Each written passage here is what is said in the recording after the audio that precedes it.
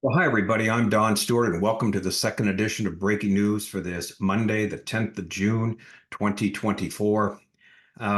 Right now, it's about 20 minutes before 4 o'clock in the afternoon on the Pacific coast, and it's about 20 minutes before 2 a.m. in Israel.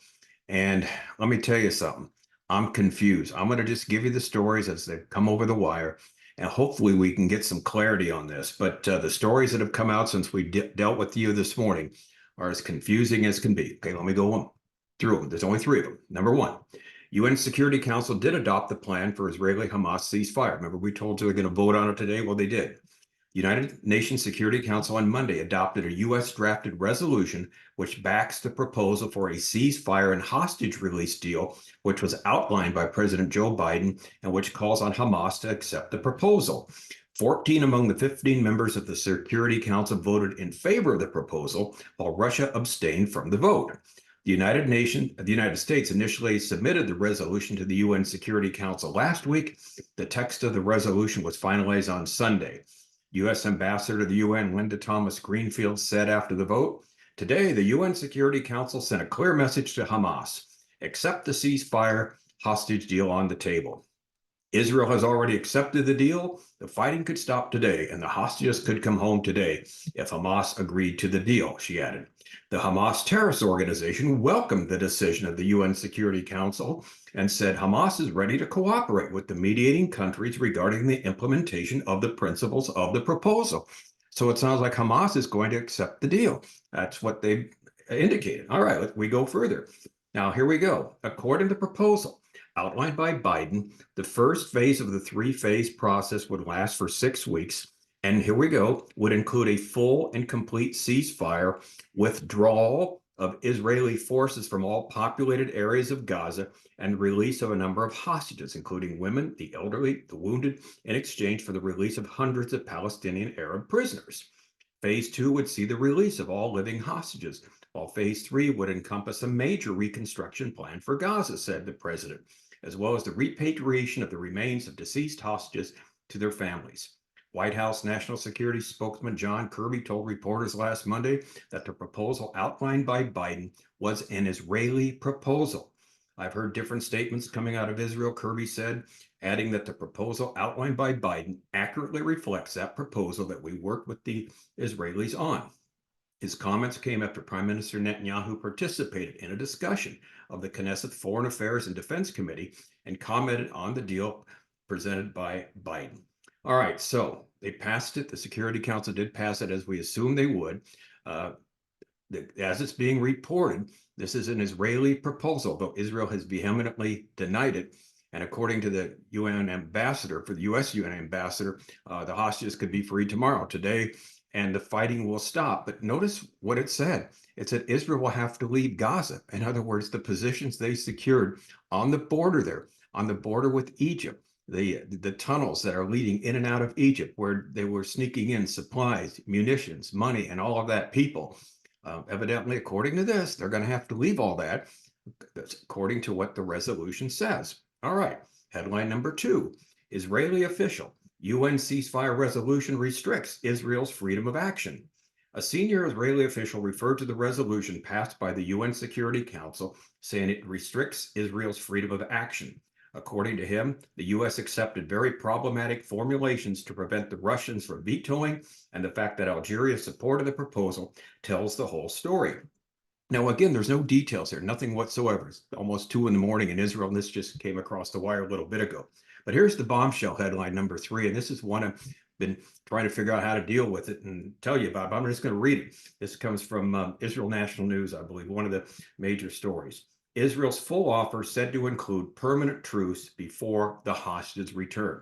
In other words, Israel's offer was said to include a permanent truce before all the hostages return. Netanyahu's office called Channel 12, this comes from Channel 12 in Israel, calls Channel 12's expose on a 4-page Israeli hostage release and ceasefire proposal incomplete and a total lie. Well, here's what it says. Israel's proposed hostage and ceasefire deal with Hamas includes a commitment to end the war in Gaza even before all the hostages are released, according to a news report on Monday, which said it had obtained the document. Channel 12 published extensive details of what it said was Israel's May 27th proposal without citing sources or saying how they obtained it. Contrary to what Prime Minister Netanyahu has insisted, the reported four-page document apparently does not include the elimination of Hamas as a governing force in Gaza and does include an Israeli commitment to end the war even before all the hostages are released.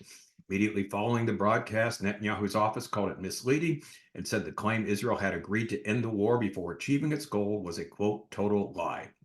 Israel's proposal was announced at the end of May by U.S. President Joe Biden, who said Jerusalem had proposed a three-phase deal for a ceasefire in Gaza in exchange for Hamas releasing hostages. Biden told the terror group to accept it and urged the Israeli government to stand behind it. Both the Biden announcement and Monday's report said Israel had agreed to end hostilities, a key Hamas demand. Even so, Netanyahu has continued to deny this. Reports said the document titled General Principles for an Agreement Between the Israeli Side and the Palestinian Side in Gaza on the Exchange of Hostages and Prisoners and Restoring a Sustainable Calm includes 18 clauses and three phases and provides the most detailed idea to date of the contents of Israeli proposals, which Hamas has yet to formally respond to. In the first phase, now again, according to the reported document, this is the Israeli proposal, Hamas would free all the women, including soldiers, in addition to men over the age of 50 and ill and wounded civilians, 33 hostages in total. In return, Israel would release 30 Palestinian security prisoners per hostage or 50 per female soldier, with the inmates belonging to the same group, women, children, elderly, etc., as to hostages they were being exchanged for. Notably, the release of Palestinian inmates include terror convicts who would be subject to lists to be provided by Hamas based on the precedent of their imprisonment. Out of the 50 Palestinian prisoners freed for each of the 5 female soldiers believed to be held alive in the Strip, 30 would be inmates serving life sentences. In other words, for every female soldier that is released, 30 of the inmates serving life sentences would be part of the hostage exchange, and 20 would be serving other sentences, limited up to 15 years remaining their time in prison. The identities of those estimated 250 prisoners would be based on lists provided by Hamas, except an agreed upon number of prisoners, at least 100, who will be discussed in the second phase. At least 50 of the freed inmates serving life sentences would be released to Gaza or abroad, not to the West Bank. In the first phase, Hamas would release 3 female civilian hostages on day 1 and another 4 on day 7, followed by 3 Israeli hostages every 7 days, beginning with women, whether civilians or soldiers, and with all the living hostages being released before any bodies. During the 6th week of the first phase, after release of Hisham al-Sayed and Avera Mengistu, civilians who separately entered the Strip on their own accord close to a decade ago, Israel would release 47 Palestinians who were freed in the 2011 Jihad Shalit deal and have since been rearrested, the proposal said. In addition, Israel during the 6th week would also release all Palestinian women and children under 19 who are not militants and who have been detained in Gaza since October 7th. Now, this is supposedly the deal, again, that Israel made, this was the Israel proposal that they're talking about right now. Despite Netanyahu's denials, he has not released the text of the Israeli proposal and has also refused to reveal the full proposal to his own security cabinet. All right, so here's my summary. Hopefully we can have some clarity soon. Nobody seems to know what's going on. Is Netanyahu lying? Is Channel 12 in Israel telling a lie?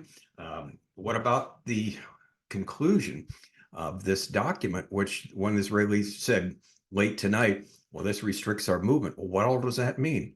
Well, hopefully we'll know something more tomorrow as we do our breaking news then.